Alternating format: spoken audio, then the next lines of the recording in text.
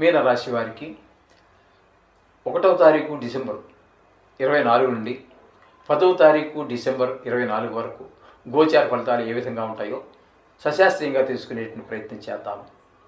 ఇక్కడ జన్మంలోనే రాహు యొక్క సంచారం జరుగుతోంది. ఇది ఏమాత్రం అనుకూలమైనటువంటి ఫలితాలు ఇవ్వజాలదు. కొంచెం ఆరోగ్య విషయంలో కొంచెం ఇబ్బందులు ఉంటాయి. అలాగే క్రిమి కీటకాదులు అంటే విషపురుగులు వాటి వల్ల కొంచెం ఇబ్బందులు కలిగాయి. అంటే తేలు, జెర్రి, దోమ ఇట్లాంటి వాటి వల్ల, కొంచెం పాము ఇట్లాంటి వాటి వల్ల కొన్ని ఇబ్బందులు కలిగే అవకాశం మనకి స్పష్టంగా గోచరిస్తుంది. జన్మంలో ఉండటం వల్ల కొన్ని అనారోగ్యాలు కూడా స్పష్టంగా గోచరిస్తూ ఉన్నాయి. అలాగే మన ఆలోచన ధోరణి కూడా అంత మంచి సక్రమంగా జరగదు. మన ఆలోచన బట్టే మన ప్రవర్తన కూడా ఉంటుంది. ప్రవర్తన అనేది ఇప్పుడు కూడా ఆలోచనకు విరుద్ధంగా జరగదండి. అందుచేత మంచి ఆలోచన రాజు మంచి పనుల్లో మనం పాల్గొనే అవకాశం కూడా తగ్గుతూ ఉంటుంది. ఈ విధమైన ఫలితాలన్నీ మనకి రాహు వల్ల కలుగుతున్న జన్మరాహు వల్ల. ఇకపోతే ద్వితీయ గురువు వల్ల మనకి చాలా చక్కటి ఫలితాలన్నీ కూడా మనకి వస్తూ ఉంటాయి. ధనం చేతికి అందుతూ ఉంటుంది. కుటుంబంలో వాళ్ళతో మన పరిస్థితులన్నీ బాగుంటాయి. వాళ్ళకి మనకి టర్మ్స్ అన్ని బాగుంటాయి. అలాగే మాట విషయంలో కూడా సాత్వికంగా ఉండటం, ఇవన్నీ కూడా ద్వితీయ గురువు వల్ల మనకు సంక్రమిస్తూ ఉంటాయి. ఇకపోతే పంచమంలో కుజుని యొక్క సంచారం కొంచెం వ్యతిరేకమైన ఫలితాలు ఇస్తూ ఉంటుంది.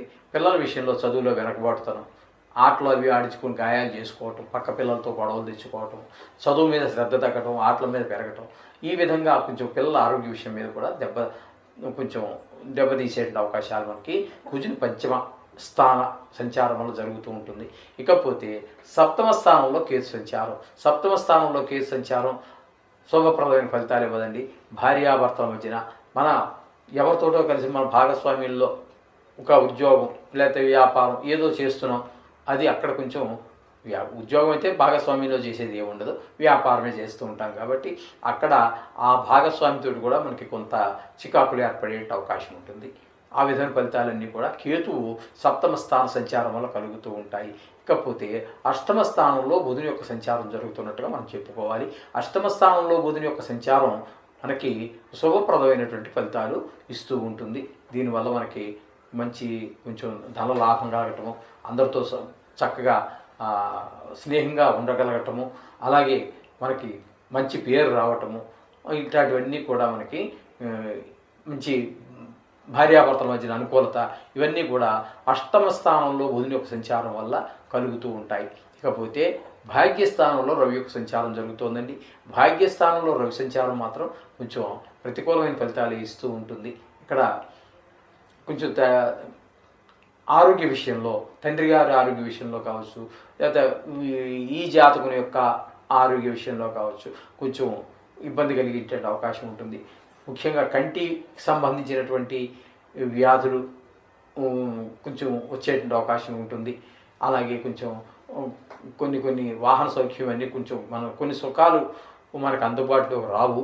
ఆ విధమైనటువంటి ఈ ఫలితాలన్నీ కూడా ఇక్కడ భాగ్యస్థానంలో రవి యొక్క సంచారం వల్ల మనకు కలుగుతూ ఉంటాయి. ఇకపోతే దశమ ఏకాదశ స్థానాల్లో శుక్రుని యొక్క సంచారం అత్యంత అనుకూలమైనటువంటి ఫలితాలు ఇస్తూ ఉంటుంది.